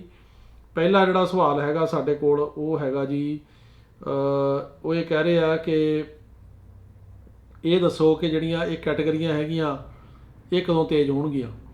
ਇਹਦੇ ਬਾਰੇ ਅਜੇ ਕੁਝ ਨਹੀਂ ਕਹਿ ਸਕਦੇ ਜੀ, ਕੋਸ਼ਿਸ਼ ਸਾਰਿਆਂ ਦੀ ਆ ਤੇ ਇਹ ਸਰਕਾਰ ਜਿਹੜੀ ਆ ਉਹਨੂੰ ਜਿਹੜੀਆਂ ਹੈਗੀਆਂ ਪਟੀਸ਼ਨਾਂ ਬਥੇਰੇ ਲੋਕਾਂ ਨੇ ਕੀਤੀਆਂ, ਅਸੀਂ ਵੀ ਆਪਣੇ ਤੌਰ ਤੇ ਕੀਤੀਆਂ ਵੀ ਤੇਜ਼ ਕਰੋ, ਅਜੇ ਤੱਕ ਕੋਈ ਰਿਜ਼ਲਟ ਸਾਹਮਣੇ ਨਹੀਂ ਆਇਆ। ਜਿਹੜਾ ਵੀਜ਼ਾ ਬੁਲੇਟਿਨ ਹੈਗਾ ਦਸੰਬਰ ਦਾ, ਜਿਵੇਂ ਮੈਂ ਲਾਸਟ ਟਾਈਮ ਦੱਸਿਆ ਸੀ, ਤੇ ਉਹਦੇ ਵਿੱਚ ਵੀ ਕੋਈ ਸਿਗਨੀਫੀਕੈਂਟ ਮੂਵਮੈਂਟ ਨਹੀਂ ਹੈਗੀ ਤੇ ਉਹਨਾਂ ਦੇ ਵਿੱਚ ਜਿਹੜੀਆਂ ਮਤਲਬ ਕੈਟਾਗਰੀਆਂ ਨੇ ਉਹ ਜ਼ਿਆਦਾ ਮੂਵ ਨਹੀਂ ਹੋਈਆਂ ਤੇ ਉਹਨਾਂ ਦੇ ਵਿੱਚ ਵੀ ਜਿਹੜੀ ਉਸੇ ਤਰ੍ਹਾਂ ਦੀ ਜਿਹੜੀ ਡਿਲੇ ਆ। ਜਿਹੜੀ F4 ਕੈਟਾਗਰੀ ਆ ਉੱਥੇ ਚੱਲ ਰਿਹਾ ਜੀ 15 ਸਤੰਬਰ 2005, F3 'ਚ ਹੈ 22 ਨਵੰਬਰ 2008, F2B 'ਚ ਹੈ 22 ਸਤੰਬਰ 2015, F2A ਕਰੰਟ, F1 'ਚ 1 ਦਸੰਬਰ 2014। ਤੇ ਜਿਹੜੀਆਂ ਮਤਲਬ ਇਸ ਕਿਸਮ ਦੀ ਜਿਹੜੀ ਉਹ ਹੈਗੀ ਆ ਕੋਈ ਮੂਵਮੈਂਟ ਖਾਸ ਜਿਹੜੀ ਬਹੁਤ ਜ਼ਿਆਦਾ ਡਿਲੇ ਆ। ਸੋ ਸਾਡੀ ਤਾਂ ਇਹੀ ਕੋਸ਼ਿਸ਼ ਹੈ ਕਿ ਜਿੰਨਾ ਵੀ ਇਹ ਫਾਸਟ ਹੋ ਸਕੇ, ਪਰ ਕਿਸੇ ਵਜ੍ਹਾ ਕਰਕੇ ਤੇਜ਼ ਨਹੀਂ ਇਹ ਹੋ ਰਿਹਾ। ਤੇ ਹੁਣ ਦੇਖੋ ਇਹਨੂੰ ਹੁਣ ਫਾਸਟ ਕਰਨ ਵਾਸਤੇ ਸਰਕਾਰ ਅਗਲੇ ਸਾਲ ਦੇ ਵਿੱਚ ਕੀ ਉਪਰਾਲਾ ਕਰਦੀ ਹੈ। ਅਗਲਾ ਸਵਾਲ ਹੈ ਜੀ ਕਿ ਇਹ ਦੱਸੋ ਕਿ ਸਿਟੀਜ਼ਨਸ਼ਿਪ ਜਿਹੜੀ ਇੰਟਰਵਿਊ ਆ ਉਹਨੂੰ ਆਉਣ ਨੂੰ ਕਿੰਨਾ ਟਾਈਮ ਲੱਗਦਾ ਅਪਲਾਈ ਕਰਨ ਤੋਂ ਬਾਅਦ। ਸਿਟੀਜ਼ਨਸ਼ਿਪ ਇੰਟਰਵਿਊ ਅੱਜ ਕੱਲ੍ਹ ਫਾਸਟ ਹੈ ਜੀ ਅੱਗੇ ਨਾਲੋਂ, ਮਤਲਬ ਕਿਸੇ ਟਾਈਮ ਤਾਂ ਸਾਲ ਵੀ ਲੱਗਦਾ ਰਿਹਾ, 8-8 ਮਹੀਨੇ ਵੀ, ਪਰ ਅੱਜ ਕੱਲ੍ਹ ਜਿਹੜੇ ਅਪਲਾਈ ਹੁੰਦੇ ਆ ਉਹਨਾਂ ਦੀ 4-5 ਮਹੀਨੇ ਦੇ ਵਿੱਚ ਇੰਟਰਵਿਊ ਆ ਰਹੀ, ਕਿ 3-3 ਮਹੀਨੇ 'ਚ ਵੀ ਆ ਰਹੀ ਹੈ। ਸੋ ਅੱਗੇ ਨਾਲੋਂ ਫਾਸਟ ਆ। ਅਗਲਾ ਸਵਾਲ ਹੈ ਜੀ ਕਿ ਇਹ ਦੱਸੋ ਕਿ ਮੇਰੇ ਵਾਈਫ ਜਿਹੜੇ ਡਾਕੂਮੈਂਟ ਸੀਗੇ ਇਹ ਕੁਆਲੀਫਾਈ ਹੋ ਗਏ ਸੀ 6 ਅਗਸਤ 2022 ਨੂੰ, ਤੇ ਸਾਨੂੰ ਇੰਟਰਵਿਊ ਡੇਟ ਕਦੋਂ ਆ ਸਕਦੀ ਹੈ। ਇਹ ਜੇ ਡਾਕੂਮੈਂਟ ਕੁਆਲੀਫਾਈ ਹੋ ਗਿਆ, ਕੇਸ ਉੱਥੇ ਅੰਬੈਸੀ ਚਲਿਆ ਗਿਆ, ਉੱਥੇ ਹੁਣ ਇੰਟਰਵਿਊ ਆਉਣ ਨੂੰ 2 ਮਹੀਨੇ ਵੀ ਲੱਗ ਸਕਦੇ ਆ, 3 ਵੀ ਲੱਗ ਸਕਦੇ ਆ, 6 ਵੀ ਲੱਗ ਸਕਦੇ। ਇਹਦੇ ਬਾਰੇ ਕੋਈ ਪੱਕਾ ਟਾਈਮ ਫਰੇਮ ਨਹੀਂ ਵੀ ਇੰਨੀ ਦੇਰ ਲੱਗੇਗੀ, ਪਰ ਟਾਈਮ ਜ਼ਿਆਦਾ ਵੀ ਲੱਗ ਸਕਦਾ। ਸੋ ਇਹ ਤੁਹਾਨੂੰ ਵੇਟ ਕਰਨੀ ਚਾਹੀਦੀ ਆ। ਜੇ ਇਨਕੁਆਇਰੀ ਕਰਨੀ ਹੈ ਤੁਸੀਂ ਉੱਥੇ ਇਨਕੁਆਇਰੀ ਵੀ ਕਰ ਸਕਦੇ ਹੋ। ਅਗਲਾ ਸਵਾਲ ਹੈ ਜੀ ਕਿ ਮੈਂ US ਸਿਟੀਜ਼ਨ ਹਾਂ, ਮੇਰੀ ਮੌਮ ਇੱਥੇ ਵਿਜ਼ਟਰ ਵੀਜ਼ੇ 'ਤੇ ਆਈ ਆ, ਅਸੀਂ I-130 ਤੇ 485 ਫਾਈਲ ਕੀਤਾ ਤੇ ਉਸ ਤੋਂ ਬਾਅਦ ਉਹਨਾਂ ਨੂੰ ਵਾਪਸ ਜਾਣਾ ਪਿਆ, ਪਰ ਲੈਟਰ ਆ ਗਿਆ ਸੀ ਬਾਇਓਮੈਟ੍ਰਿਕ ਦਾ, ਉਹ ਨਹੀਂ ਕਰਾ ਸਕੇ। ਤੇ ਹੁਣ ਜਿਹੜਾ ਹੈਗਾ ਉਹ ਕੀ ਹੋਏਗਾ। ਦੇਖੋ ਇਸ ਤਰ੍ਹਾਂ ਹੈਗਾ, ਤੁਸੀਂ I-130 ਪਟੀਸ਼ਨ ਉਹਨਾਂ ਲਈ ਦੁਬਾਰਾ ਕਰ ਸਕਦੇ ਹੋ ਵੀ ਜਿਹੜੀ I-130 ਪਟੀਸ਼ਨ ਹੈਗੀ ਆ ਉਹ ਤੁਸੀਂ ਉਹਨਾਂ ਵਾਸਤੇ ਜਿਹੜੀ ਆ ਉਹ ਫਾਈਲ ਦੁਬਾਰਾ ਕਰੋ ਉੱਥੇ, ਤੇ ਉੱਥੋਂ ਹੁਣ ਲੈ ਕੇ ਆਉਣਗੇ ਜਿੰਨਾ ਵੀ ਟਾਈਮ ਲੱਗੂਗਾ ਉੱਥੇ। ਤੇ ਆਹ ਜਿਹੜੀ ਪਟੀਸ਼ਨ ਤੁਸੀਂ ਕੀਤੀ ਹੈ ਜੋ ਇੱਕ ਵਾਰੀ ਛੱਡ ਕੇ ਚਲੇ ਗਏ, ਇਹਦੇ ਵਿੱਚੋਂ ਕੁਝ ਨਹੀਂ ਨਿਕਲਣਾ। ਅਗਲਾ ਸਵਾਲ ਹੈ ਜੀ ਕਿ U ਵੀਜ਼ੇ ਬਾਰੇ ਅਪਡੇਟ ਦਿਓ। U ਵੀਜ਼ੇ ਬਾਰੇ ਕਾਫੀ ਡਿਲੇ ਹੈ ਜੀ। U ਵੀਜ਼ਾ ਬੇਸਿਕਲੀ ਜੇ ਕਿਸੇ ਦੇ ਕੋਈ ਅਟੈਕ ਹੋਇਆ ਹੋਵੇ, ਹਮਲਾ ਹੋਇਆ ਹੋਵੇ, ਉਹਦੇ ਵਾਸਤੇ ਹੁੰਦਾ। ਬੇਸਿਕਲੀ ਇਹ ਪ੍ਰੋਟੈਕਸ਼ਨ ਹੈਗੀ ਆ ਵੀ ਜਿਹੜੇ ਬੰਦਿਆਂ ਨੇ ਅਟੈਕ ਕੀਤਾ ਉਹਨਾਂ ਬੰਦਿਆਂ ਨੂੰ ਫੰਡ ਵਾਸਤੇ ਤੁਹਾਡੀ ਗਵਾਹੀ ਦੀ ਲੋੜ ਹੁੰਦੀ ਹੈ ਤਾਂ ਕੀਤਾ ਜਾਂਦਾ, ਪਰ ਇਹਦੇ 'ਚ ਜਿਹੜਾ ਕਾਫੀ ਜ਼ਿਆਦਾ ਡਿਲੇ ਆ, ਬਹੁਤ ਟਾਈਮ ਲੱਗਦਾ ਕਿਉਂਕਿ ਵੀਜ਼ਾ ਨੰਬਰ ਬੜੇ ਘੱਟ ਆ। ਸੋ ਇਹ 'ਚ ਕਾਫੀ ਡਿਲੇ ਹੁੰਦੀ ਆ, ਕਈ ਸਾਲਾਂ ਦੀ ਡਿਲੇ ਆ, ਸੋ ਟਾਈਮ ਲੱਗਦਾ ਇਹਦੇ 'ਚ। ਅਗਲਾ ਸਵਾਲ ਹੈ ਜੀ ਕਿ ਉਹ ਕਹਿ ਰਹੇ ਮੇਰਾ ਸੈਲਮ ਦਾ ਕੇਸ ਪਾਸ ਹੋਇਆ, ਮੈਂ ਆਪਣੇ ਪੇਰੈਂਟਸ ਲਈ ਅਪਲਾਈ ਕਰਨਾ ਚਾਹੁੰਦਾ। ਅਮਰੀਕਾ ਦੇ ਵਿੱਚ ਜਿਹੜਾ ਪੇਰੈਂਟਸ ਲਈ ਅਪਲਾਈ ਕਰ ਸਕਦਾ ਸਿਰਫ US ਸਿਟੀਜ਼ਨ ਕਰ ਸਕਦਾ। ਜਿਹਦਾ ਸੈਲਮ ਪਾਸ ਹੋਇਆ ਜਾਂ ਜਿਹੜਾ ਗ੍ਰੀਨ ਕਾਰਡ ਹੋਲਡਰ ਆ ਉਹ ਨਹੀਂ ਕਰ ਸਕਦਾ। ਤੁਹਾਡੇ ਪੇਰੈਂਟ ਜਿਹੜੇ ਨੇ ਉਹ ਵਿਜ਼ਟਰ ਵੀਜ਼ਾ ਟਰਾਈ ਕਰ ਸਕਦੇ ਆ, ਪਰ ਜਿਹੜੀ ਪਟੀਸ਼ਨ ਆ ਉਹ ਤੁਸੀਂ ਸਿਰਫ ਤੇ ਸਿਰਫ ਸਿਟੀਜ਼ਨ ਬਣ ਕੇ ਕਰ ਸਕਦੇ ਹੋ, ਉਦੋਂ ਪਹਿਲਾਂ ਨਹੀਂ ਕਰ ਸਕਦੇ। ਅਗਲਾ ਸਵਾਲ ਹੈ ਜੀ ਕਿ ਮੈਂ ਕੈਨੇਡਾ ਦੇ ਵਿੱਚ ਵਰਕ ਪਰਮਿਟ 'ਤੇ ਹਾਂ ਅਤੇ ਮੈਂ ਅਮਰੀਕਾ ਮੂਵ ਹੋ ਸਕਦਾ। ਨਹੀਂ ਜੀ, ਇਹੋ ਜਿਹੀ ਕੋਈ ਪ੍ਰੋਵੀਜ਼ਨ ਨਹੀਂ ਹੈਗੀ। ਜੇ ਤੁਹਾਡੇ ਕੋਲ ਵਿਜ਼ਟਰ ਵੀਜ਼ਾ ਵਗੈਰਾ ਹੈਗਾ ਤੁਸੀਂ ਆ ਕੇ ਘੁੰਮ ਫਿਰ ਕੇ ਜਾ ਸਕਦੇ ਹੋ, ਪਰ ਕੈਨੇਡਾ ਜੇ ਵਰਕ ਪਰਮਿਟ ਆ ਉਹਦੀ ਬੇਸ 'ਤੇ ਅਮਰੀਕਾ ਦੇ ਵਿੱਚ ਵੀ ਮਿਲ ਜੂਗਾ, ਇੱਦਾਂ ਦੀ ਕੋਈ ਜਿਹੜੀ ਹੈਗੀ ਪ੍ਰੋਵੀਜ਼ਨ ਨਹੀਂ ਹੈ। ਅਗਲਾ ਸਵਾਲ ਹੈ ਜੀ ਕਿ ਇਹ ਦੱਸੋ ਕਿ ਗਾਰਡੀਅਨਸ਼ਿਪ ਕੇਸ ਬਾਰੇ ਦੱਸੋ। ਦੇਖੋ, ਗਾਰਡੀਅਨਸ਼ਿਪ ਦਾ ਕੇਸ ਬੇਸਿਕਲੀ ਇਹ ਹੁੰਦਾ ਵੀ ਜੇ ਕੋਈ 21 ਸਾਲ ਦੀ ਉਮਰ ਤੋਂ ਘੱਟ ਇੱਥੇ ਅਮਰੀਕਾ ਦੇ ਵਿੱਚ ਆਇਆ ਅਤੇ ਕੋਈ ਅਮਰੀਕਨ ਸਿਟੀਜ਼ਨ ਜਿਹੜਾ ਉਹਦਾ ਗਾਰਡੀਅਨ ਬਣਨ ਨੂੰ ਤਿਆਰ ਹੋ ਜਾਂਦਾ ਤਾਂ ਉਹ ਗਾਰਡੀਅਨਸ਼ਿਪ ਦਾ ਕੇਸ ਕਰ ਸਕਦਾ। ਪਹਿਲਾਂ ਜਿਹੜੀ ਲੋਕਲ ਕੋਰਟ ਆ, ਫੈਮਿਲੀ ਕੋਰਟ, ਜਿੱਥੇ ਆ ਡਿਵੋਰਸ ਵਗੈਰਾ ਦੇ ਕੇਸ ਚੱਲਦੇ ਆ, ਉੱਥੇ ਕੇਸ ਲੱਗਦਾ। ਜਦੋਂ ਉਹ ਕੇਸ ਨੂੰ ਅਪਰੂਵ ਕਰ ਦਿੰਦੀ ਹੈ ਕੋਰਟ, ਗਾਰਡੀਅਨਸ਼ਿਪ, ਅਤੇ ਦੂਜੀ ਹੈਗੀ SIJ, ਸਪੈਸ਼ਲ ਇਮੀਗਰੈਂਟ ਜੁਵਨਾਈਲ ਪਟੀਸ਼ਨ, ਇਹ ਜਦੋਂ ਅਪਰੂਵ ਹੋ ਜਾਂਦੀਆਂ ਇਸ ਤੋਂ ਬਾਅਦ ਫਿਰ ਇਮੀਗ੍ਰੇਸ਼ਨ ਦੇ ਵਿੱਚ I-360 ਪਟੀਸ਼ਨ ਕੀਤੀ ਜਾਂਦੀ ਹੈ ਅਤੇ 485 ਗ੍ਰੀਨ ਕਾਰਡ ਅਪਲਾਈ ਕੀਤਾ ਜਾਂਦਾ। ਉਹਦੇ ਵਿੱਚ ਫਿਰ ਉਹਨੂੰ ਇਹਦੀ ਬੇਸ 'ਤੇ ਗ੍ਰੀਨ ਕਾਰਡ ਮਿਲ ਜਾਂਦਾ। ਟਾਈਮ ਇਹਨੂੰ ਜ਼ਰੂਰ ਲੱਗਦਾ ਕਿਉਂਕਿ ਕੋਟਾਂ ਜਿਹੜੀਆਂ ਸੁਪੀਰੀਅਰ ਕੋਟਾਂ ਨੇ ਉੱਥੇ 3 ਤੋਂ 6 ਮਹੀਨੇ ਲੱਗ ਜਾਂਦੇ, ਤਕਰੀਬਨ ਜ਼ਿਆਦਾ ਵੀ ਲੱਗ ਸਕਦਾ, ਲੇਕਿਨ ਇਮੀਗ੍ਰੇਸ਼ਨ ਦੇ ਵਿੱਚ ਵੀ ਇਹਨੂੰ ਟਾਈਮ ਲੱਗਦਾ। ਲੇਕਿਨ ਇਹਦੀ ਬੇਸ 'ਤੇ ਹੋ ਜਾਂਦਾ। ਸ਼ਰਤ ਇਹੀ ਆ ਕਿ ਜਿਹਨੇ ਗਾਰਡਨਸ਼ਿਪ ਲੈਣੀ ਆ ਉਹਦੀ ਉਮਰ 21 ਸਾਲ ਤੋਂ ਘੱਟ ਚਾਹੀਦੀ ਆ, ਅਤੇ ਜਿਹੜਾ ਗਾਰਡੀਅਨਸ਼ਿਪ ਅਪਲਾਈ ਕਰਨ ਵਾਲਾ ਉਹ ਸਿਟੀਜ਼ਨ ਜਾਂ ਗ੍ਰੀਨ ਕਾਰਡ ਹੋਲਡਰ ਹੋਵੇ ਤਾਂ ਉੱਥੇ ਚੱਲ ਜਾਂਦਾ। ਅਗਲਾ ਸਵਾਲ ਹੈ ਜੀ ਕਿ ਵਿਆਹ ਹੋਇਆ ਸੀਗਾ 2018 ਦੇ ਵਿੱਚ ਅਤੇ ਸਪਾਊਸ ਨੇ ਅਪਲਾਈ ਕੀਤਾ ਜਨਵਰੀ 19 'ਚ, ਕਿੰਨਾ ਟਾਈਮ ਲੱਗੂਗਾ? ਇਹਨੂੰ ਟਾਈਮ ਲੱਗੂਗਾ ਜੀ, ਡਿਲੇ ਹੈਗੀ ਆ। ਹੁਣ ਇਹ ਥੋੜ੍ਹਾ ਫਾਸਟ ਤਾਂ ਕਰ ਰਹੇ ਆ, ਪਰ ਤੁਸੀਂ ਉੱਥੇ ਇਨਕੁਆਇਰੀ ਕਰ ਸਕਦੇ ਹੋ, ਇਮੀਗ੍ਰੇਸ਼ਨ ਤੋਂ ਪਤਾ ਕਰੋ ਕਿ ਉਹਨਾਂ ਨੇ ਕੋਈ ਹੋਰ ਪੇਪਰ ਵਰਕ ਤਾਂ ਨਹੀਂ ਮੰਗਿਆ ਜਾਂ ਕੋਈ ਹੋਰ ਰਿਕੁਆਇਰਮੈਂਟ ਤਾਂ ਨਹੀਂ ਉਹਨਾਂ ਦੀ। ਅਗਲਾ ਸਵਾਲ ਹੈ ਜੀ ਕਿ ਇਹ ਦੱਸੋ ਕਿ 14 ਸਾਲ ਹੋ ਗਏ ਅਮਰੀਕਾ ਰਹਿੰਦੇ ਨੂੰ, 2020 ਵਿੱਚ ਅਸੀਂ ਇੱਥੇ ਆਏ ਸੀ ਅਤੇ ਉਸ ਤੋਂ ਬਾਅਦ ਸਾਡਾ ਕੋਈ ਅਜੇ ਬੈਕਲੌਗ ਦੇ ਵਿੱਚ ਨਹੀਂ ਨਿਕਲਿਆ। ਇਹ ਤਾਂ ਡਿਪੈਂਡ ਕਰੂਗਾ ਜੀ ਕਿ ਤੁਹਾਡਾ ਕੀ ਕੇਸ ਹੈ। ਤੁਸੀਂ ਅਸਾਈਲਮ ਦੇ ਕੇਸ ਦੀ ਗੱਲ ਕਰ ਰਹੇ ਹੋ ਕਿ ਕਿਹੜੇ ਕੇਸ ਦੀ ਕਰ ਰਹੇ ਹੋ, ਅਤੇ ਡਿਲੇ ਜ਼ਰੂਰ ਹੈਗੀ ਆ, ਪਰ ਇਹਦੇ ਤੁਸੀਂ ਇਹ ਕਲੀਅਰ ਨਹੀਂ ਕੀਤਾ ਵੀ ਤੁਸੀਂ ਕੀ ਅਪਲਾਈ ਕੀਤਾ, ਅਤੇ ਉਹਦੇ ਜੇ ਮੈਨੂੰ ਇਹ ਪਤਾ ਹੋਵੇ ਵੀ ਕਿਹੜੀ ਐਪਲੀਕੇਸ਼ਨ ਲਾਈ ਉਹਦੇ ਮੁਤਾਬਕ ਫਿਰ ਜਵਾਬ ਆਪਾਂ ਦੇ ਸਕਦੇ ਹਾਂ।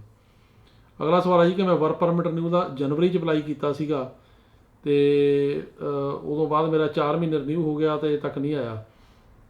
ਜਿਹੜੇ ਬੰਦਿਆਂ ਨੇ ਪਹਿਲਾਂ ਵਰਕ ਪਰਮਿਟ ਕੀਤੇ ਆ ਉਹ ਕਾਫੀ ਜ਼ਿਆਦਾ ਡਿਲੇ ਹੈਗੀ ਆ, ਸਾਲ ਤੋਂ ਉੱਤੇ 1.5 ਸਾਲ ਵੀ ਲੱਗ ਰਿਹਾ, ਪਰ ਜਿਹੜੇ ਹੁਣ ਵਰਕ ਪਰਮਿਟ ਦੁਬਾਰਾ ਰਿਨਿਊ ਵਾਸਤੇ ਅਪਲਾਈ ਕਰ ਰਹੇ ਨੇ, ਖਾਸ ਕਰਕੇ ਅਗਸਤ ਤੋਂ ਬਾਅਦ, ਜੁਲਾਈ ਤੋਂ ਬਾਅਦ, ਜਿਵੇਂ ਅਗਸਤ ਸਤੰਬਰ ਤੋਂ, ਉਹਨਾਂ ਦੇ ਤਕਰੀਬਨ 2 ਤੋਂ 3 ਮਹੀਨੇ 'ਚ ਵਰਕ ਪਰਮਿਟ ਆ ਰਹੇ। ਅਗਲਾ ਸਵਾਲ ਹੈ ਜੀ ਕਿ ਇਹ ਦੱਸੋ ਕਿ ਜਿਹੜਾ ਹੈਗਾ F1 ਸਟੂਡੈਂਟ ਵੀਜ਼ੇ 'ਤੇ ਉਹ ਇੱਥੇ ਕੋਈ ਆਇਆ ਹੋਵੇ ਅਤੇ ਉਹ ਇੱਥੇ ਅਮਰੀਕਾ ਦੇ ਵਿੱਚ ਰਹਿ ਸਕਦਾ ਜੇ ਉਹਦੇ ਕੋਲ ਕੋਈ ਫੀਸਾਂ ਦੇਣ ਨੂੰ ਪੈਸੇ ਨਹੀਂ ਹੈਗੇ ਤਾਂ ਉਹਦਾ ਕੀ ਹੈ? ਦੇਖੋ, ਇਸ ਤਰ੍ਹਾਂ ਵੀ ਰਹਿਣ ਨੂੰ ਤਾਂ ਰਹਿ ਸਕਦਾ, ਓਵਰਸਟੇ ਹੋ ਜਾਊਗਾ, ਪਰ ਉਹਨੂੰ ਇਮੀਗ੍ਰੇਸ਼ਨ ਫੜ ਵੀ ਸਕਦੀ ਆ। ਅਸੀਂ ਇਹ ਰਿਕਮੈਂਡ ਨਹੀਂ ਕਰਦੇ ਕਿ ਕੋਈ ਇੱਦਾਂ ਰਹੀ ਜਾਵੇ ਇੱਥੇ। ਸੋ ਜੇ ਉਹਦੇ ਕੋਲ ਪੈਸੇ ਨਹੀਂ, ਜਾਂ ਤਾਂ ਵਾਪਸ ਜਾਵੇ ਉਹ, ਜਾਂ ਕਈ ਬੰਦੇ ਇੱਥੇ ਜਿਹੜੇ ਆ ਉਹ ਪੋਲੀਟੀਕਲ ਅਸਾਈਲਮ ਵਗੈਰਾ ਦੇ ਕੇਸ ਕਰ ਦਿੰਦੇ ਆ ਜੇ ਕੋਈ ਗਰਾਊਂਡ ਹੋਵੇ ਉਹਨਾਂ ਕੋਲ। ਉਹ ਅਸੀਂ ਇਹ ਰਿਕਮੈਂਡ ਕਰਦੇ ਹਾਂ ਵੀ ਐਵੇਂ ਰਹਿਣ ਵਾਸਤੇ ਅਸਾਈਲਮ ਨਾ ਕਰੋ। ਜੇ ਤੁਹਾਡਾ ਕੇਸ ਅਸਾਈਲਮ ਦੇ 5 ਗਰਾਊਂਡਾਂ ਦੇ ਵਿੱਚ ਆਉਂਦਾ, ਤੁਹਾਨੂੰ ਪਾਸਟ ਪਰਸੀਕਿਊਸ਼ਨ ਹੋਈ ਆ, ਫਿਊਚਰ ਪਰਸੀਕਿਊਸ਼ਨ ਹੋਣ ਦਾ ਡਰ ਆ, ਅਤੇ ਤੁਹਾਡਾ ਕੇਸ ਉਹਦੇ ਮੁਤਾਬਕ ਤੁਹਾਡੇ ਕੋਲ ਸਾਰੀ ਰਿਕੁਆਇਰਡ ਡਾਕੂਮੈਂਟੇਸ਼ਨ ਤਾਂ ਕਰੋ। ਪਰ ਉਹ ਵੀ ਲੋਕ ਕਰਦੇ ਆ, ਸਟੂਡੈਂਟ ਵੀਜ਼ੇ ਵਾਲੇ, ਉਹਨਾਂ ਨੂੰ ਵਰਕ ਪਰਮਿਟ ਵਗੈਰਾ ਮਿਲ ਜਾਂਦਾ, ਅਤੇ ਲੇਕਿਨ ਇੱਦਾਂ ਹੀ ਓਵਰਸਟੇ ਕਰਕੇ ਰਹਿਣਾ ਉਹ ਅਸੀਂ ਰਿਕਮੈਂਡ ਨਹੀਂ ਕਰਦੇ। ਉਹਨੂੰ ਬੈਟਰ ਹੈ ਵੀ ਤੁਸੀਂ ਆਪਣੇ ਕੰਟਰੀ ਜਿਹੜਾ ਵਿਦਨ ਟਾਈਮ ਵਾਪਸ ਜਾਓ। ਅਗਲਾ ਸਵਾਲ ਹੈ ਜੀ ਕਿ ਇਹ ਦੱਸੋ ਕਿ 2006 ਦੇ ਵਿੱਚ ਅਸੀਂ ਅਪਲਾਈ ਕੀਤਾ ਸੀ ਅਤੇ ਅਜੇ ਤੱਕ ਵੇਟ ਕਰ ਰਹੇ ਹਾਂ। ਤੁਸੀਂ ਮੇਰੇ ਖਿਆਲ F4 ਕੈਟੇਗਰੀ ਦੀ ਗੱਲ ਕਰ ਰਹੇ ਹੋ। F4 ਕੈਟੇਗਰੀ 'ਚ ਟਾਈਮ ਲੱਗਦਾ, ਅਤੇ ਉਹਦੇ 'ਚ ਹੁਣ ਜਿਹੜਾ ਅਜੇ ਫਿਲਹਾਲ 2005 ਚੱਲ ਰਿਹਾ ਅਤੇ ਮੂਵਮੈਂਟ ਨਹੀਂ ਜ਼ਿਆਦਾ ਹੋ ਰਹੀ, ਅਤੇ ਉਹ ਤੁਹਾਨੂੰ ਵੇਟ ਹੀ ਕਰਨੀ ਪੈਣੀ ਹੈ।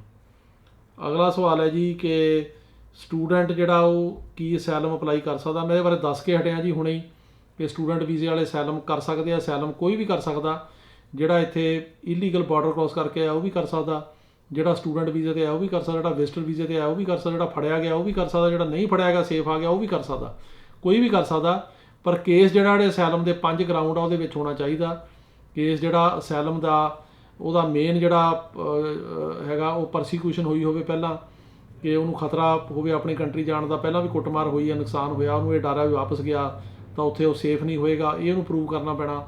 5 ਗਰਾਊਂਡ 'ਚ ਹੋਣਾ ਚਾਹੀਦਾ, ਉਹਦੇ ਕੋਲ ਰਿਕੁਆਇਰਡ ਡਾਕੂਮੈਂਟੇਸ਼ਨ ਚਾਹੀਦੀ, ਪ੍ਰੂਫ ਚਾਹੀਦੇ ਆ, ਜੇ ਸਾਰੇ ਹੈਗੇ ਤਾਂ ਉਹ ਕਰ ਸਕਦਾ। ਅਗਲਾ ਸਵਾਲ ਹੈ ਜੀ ਕਿ ਮੈਂ ਆਪਣੇ ਵਰਕ ਪਰਮਿਟ ਦਾ ਜੂਨ 'ਚ ਅਪਲਾਈ ਕੀਤਾ ਸੀਗਾ ਅਤੇ ਮੇਰਾ ਹੁਣ ਜਿਹੜਾ ਹੈਗਾ ਅਜੇ ਤੱਕ ਵਰਕ ਪਰਮਿਟ ਨਹੀਂ ਆਇਆ, ਟਾਈਮ ਲੱਗੂਗਾ। ਹਾਂਜੀ, ਟਾਈਮ ਜਿਹੜਾ ਤੇਜ਼ ਹੋਇਆ ਉਹ ਜੁਲਾਈ ਅਗਸਤ ਤੋਂ ਬਾਅਦ ਹੋਇਆ। ਜਿਹੜੇ ਪੁਰਾਣੇ ਕੇਸ ਹੈਗੇ ਉਹਨਾਂ ਨੂੰ ਟਾਈਮ ਜ਼ਰੂਰ ਲੱਗ ਰਿਹਾ।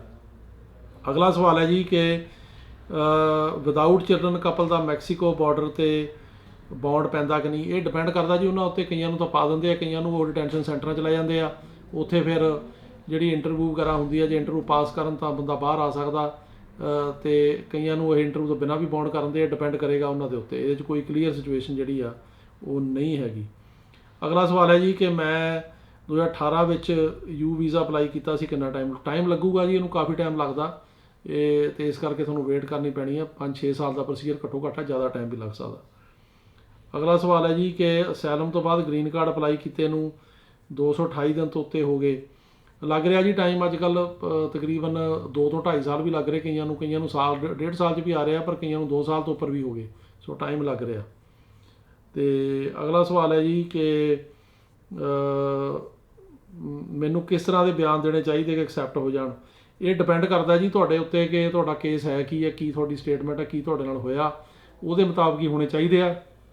ਬੇਸਿਕਲੀ ਜਿਹੜਾ ਕੇਸ ਆ ਉਹ ਜਿਹੜੇ ਅਸਾਈਲਮ ਦੇ 5 ਗਰਾਊਂਡ ਹੈਗੇ ਆ, ਜਿਨ੍ਹਾਂ ਵਿੱਚ ਪੋਲੀਟੀਕਲ ਓਪੀਨੀਅਨ ਹੈ, ਮੈਂਬਰਸ਼ਿਪ ਇਨ ਪਰਟੀਕੂਲਰ ਸੋਸ਼ਲ ਗਰੁੱਪ ਹੈ, ਰੇਸ ਹੈ, ਰਿਲੀਜਨ ਹੈ, ਨੈਸ਼ਨੈਲਿਟੀ, ਉਹਦੇ ਵਿੱਚ ਹੋਣਾ ਚਾਹੀਦਾ। ਪਾਸਟ ਪਰਸੀਕਿਊਸ਼ਨ ਹੋਣੀ ਚਾਹੀਦੀ ਆ, ਫਿਊਚਰ ਡਰ ਹੋਣਾ ਚਾਹੀਦਾ, ਰੀਲੋਕੇਸ਼ਨ ਵੀ ਕਵਰ ਹੋਣੀ, ਇਹ ਸਾਰੀਆਂ ਗੱਲਾਂ ਕਰਕੇ ਹੋਣੇ ਚਾਹੀਦਾ। ਇਹਦੇ ਨਾਲ ਰਿਕੁਆਇਰਡ ਡਾਕੂਮੈਂਟੇਸ਼ਨ ਤੁਹਾਡੇ ਕੋਲ ਪ੍ਰੂਫ ਹੋਣੇ ਚਾਹੀਦੇ, ਜੇ ਹੈਗੇ ਆ ਤਾਂ ਫਿਰ ਤੁਸੀਂ ਜਿਹੜਾ ਉਹ ਕਰ ਸਕਦੇ ਹੋ। ਅਗਲਾ ਸਵਾਲ ਹੈ ਜੀ ਕਿ ਮੈਨੂੰ ਕੇਸ ਪਾਸ ਹੋ ਗਿਆ ਸੀ ਮੇਰਾ, ਉਸ ਤੋਂ ਬਾਅਦ ਮੇਰੀ ਗ੍ਰੀਨ ਕਾਰਡ ਦੀ ਇੰਟਰਵਿਊ ਹੋ ਗਈ ਸੀਗੀ 19 ਅਕਤੂਬਰ 22 ਨੂੰ, ਅਜੇ ਤੱਕ ਨਹੀਂ ਆਇਆ। ਉਹਨੂੰ ਟਾਈਮ ਲੱਗਦਾ ਜੀ, ਕਈ ਵਾਰੀ ਇੰਟਰਵਿਊ ਤੋਂ ਬਾਅਦ ਜੇ ਨਾ ਅਪਰੂਵ ਉਹਨਾਂ ਨੇ ਕੀਤਾ ਤਾਂ 2-3 ਮਹੀਨੇ ਵੀ ਲਾ ਸਕਦੇ, ਪਰ ਜਦੋਂ ਅਪਰੂਵ ਕਰ ਦਿੰਦੇ ਤਾਂ ਕਾਰਡ ਤਾਂ 2-3 ਵੀਕਾਂ 'ਚ ਆ ਜਾਂਦਾ। ਸੋ ਤੁਹਾਨੂੰ ਇਹਦੀ ਇਨਕੁਆਇਰੀ ਜਿਹੜੀ ਕਰਨੀ ਚਾਹੀਦੀ ਆ ਵੀ ਇੰਨਾ ਟਾਈਮ ਜਿਹੜਾ ਉਹ ਕਿਉਂ ਲੱਗ ਰਿਹਾ। ਅਗਲਾ ਸਵਾਲ ਹੈ ਜੀ ਕਿ F4 ਕੈਟੇਗਰੀ ਜਿਹੜੀ ਆ 2006 ਦਾ ਕੇਸ ਲੱਗਿਆ, ਕਿੰਨਾ ਟਾਈਮ ਲੱਗੂਗਾ। ਦੇਖੋ 2006 ਦਾ ਲੱਗਿਆ, ਅਜੇ 2005 ਚੱਲ ਰਿਹਾ, ਕੁਝ ਨਹੀਂ ਕਹਿ ਸਕਦੇ, 6 ਮਹੀਨੇ ਵੀ ਲੱਗ ਸਕਦੇ, ਸਾਲ ਵੀ ਲੱਗ ਸਕਦਾ, ਇਹਦੇ ਬਾਰੇ ਕੋਈ ਜਿਹੜੀ ਆ ਉਹ ਕਲੀਅਰ ਨਹੀਂ ਆ। ਅਤੇ ਇਸ ਤੋਂ ਇਲਾਵਾ ਅਗਲਾ ਸਵਾਲ ਹੈ ਜੀ ਕਿ ਇਹ ਦੱਸੋ ਕਿ ਮੇਰੇ ਹਸਬੈਂਡ 2022 ਦੇ ਜੁਲਾਈ ਮਹੀਨੇ ਦੇ ਵਿੱਚ ਆਏ ਸੀ ਮੈਕਸੀਕੋ ਬਾਰਡਰ ਰਾਹੀਂ, ਅਤੇ ਉਸ ਤੋਂ ਬਾਅਦ ਮੈਂ ਅਤੇ ਮੇਰੀ ਡਾਟਰ ਲਈ ਹੋਰ ਕੋਈ ਤਰੀਕਾ ਆਉਣ ਦਾ ਹੈਗਾ। ਇਹ ਤਾਂ ਬੇਸਿਕਲੀ ਇਹੀ ਹੈ ਜੀ ਕਿ ਜੇ ਉਹਨਾਂ ਦਾ ਕੇਸ ਪਾਸ ਹੋ ਜਾਂਦਾ ਫਿਰ ਤੁਹਾਡਾ ਅਪਲਾਈ ਕਰ ਸਕਦੇ ਆ, ਸੈਲਰੀ ਰਿਲੇਟਿਵ ਪਟੀਸ਼ਨ ਤੁਸੀਂ ਆ ਸਕਦੇ ਹੋ। ਇਹ ਤੋਂ ਇਲਾਵਾ ਤਾਂ ਹੋਰ ਕੋਈ ਤਰੀਕਾ ਹੈ ਨਹੀਂ। ਜਾਂ ਤੁਸੀਂ ਵਿਜ਼ਟਰ ਵੀਜ਼ਾ ਟਰਾਈ ਕਰੋ, ਉਹ ਵੀ ਕੋਈ ਪੱਕਾ ਸ਼ੋਰ ਨਹੀਂ ਕਿ ਮਿਲੇ ਜਾਂ ਨਾ ਮਿਲੇ। ਸੋ ਇਹ ਸੀ ਜੀ ਤੁਹਾਡੇ ਸਵਾਲਾਂ ਦੇ ਜਵਾਬ। ਆਸ ਹੈ ਕਿ ਤੁਹਾਨੂੰ ਪ੍ਰੋਗਰਾਮ ਪਸੰਦ ਆਇਆ ਹੋਵੇਗਾ। ਇਸੇ ਤਰ੍ਹਾਂ ਆਪਾਂ ਅਗਲੇ ਵੀਕ ਮਿਲਾਂਗੇ ਇਸੇ ਪ੍ਰੋਗਰਾਮ 'ਚ। ਸਤਿ ਸ਼੍ਰੀ ਅਕਾਲ ਜੀ।